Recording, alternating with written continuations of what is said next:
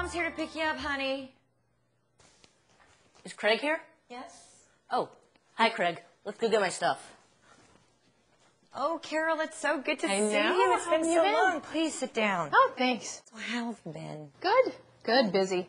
Busy. Always Me busy. too. Always busy. I know. I see you've got the Helping Children Cope with Disaster pamphlet. I do. So, how is Zach doing with this disaster project? Real good. That's right. Craig is in Zach's Earth Science class, isn't he? Yeah, they are. I'll tell you what, Carol, this has been a wonderful project. He's doing great. In fact, our entire family's gotten involved, and now we all know what to do to get prepared for a disaster. It's wonderful. That is so good. Did you get a chance to read the booklet? Actually, I did. My husband and I both have had opportunity to sit down and read it every night. We've been able to sit down and kind of take all this in. Good, good. We went through it too. And actually, I was talking with my sister, and she brought up some good points. She and her family experienced a disaster last year, and her kids weren't coping well until she got some help. She had brought up a few things in there, such as there's several factors that cause stress and fear for children. Direct exposure to the disaster, loss of family, friends, pets, even ongoing stress just from losing other things that are important to them. I'll tell you, that makes a lot of sense, Carol.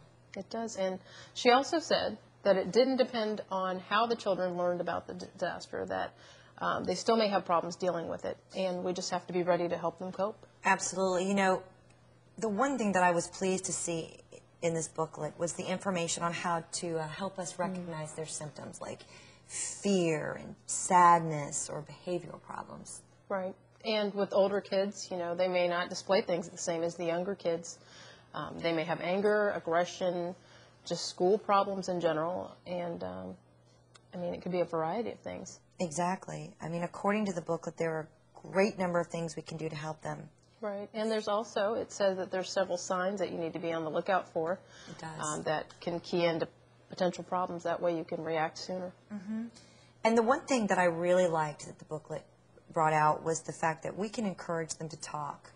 And if we do that, we can listen to their concerns, which is very important. Very important. It says here that we need to calmly give the facts that children want to hear about what's being done for their safety. Right. Which I think is very important information. Exactly. I mean, it makes them feel more comfortable. Just simple things, you know. We can involve them in updating the family disaster plan or just include them in specific chores. That way they feel as if they're helping deal with the recovery, you know. Exactly. And, you know, it says here that it's important to spend extra time with them, that if we reestablish their daily routines for work, for school, for plays, for meals, and for rest. And it also says that we need to praise and recognize responsible behavior. Right. Oh, you know what? Another important thing that I read in there, we really need to limit their exposure to the media.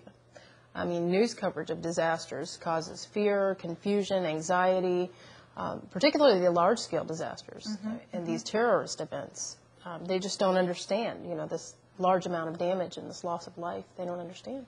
Right, right.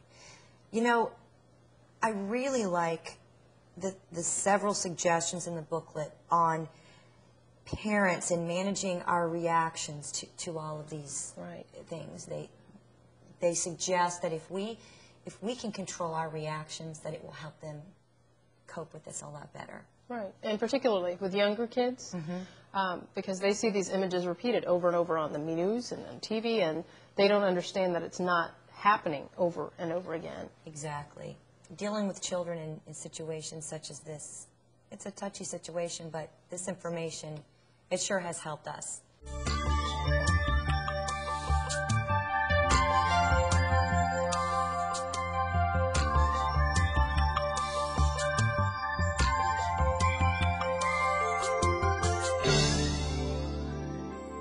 I'm ready. It's a really great resource, and I'm glad the school gave it to us. Yes, I am too. Okay, boys, in the car. I'm so glad we got to talk to each other again. Oh, by the way, I'll have Zach back about 6:30. Great, thanks. Okay? All right. See you, boys.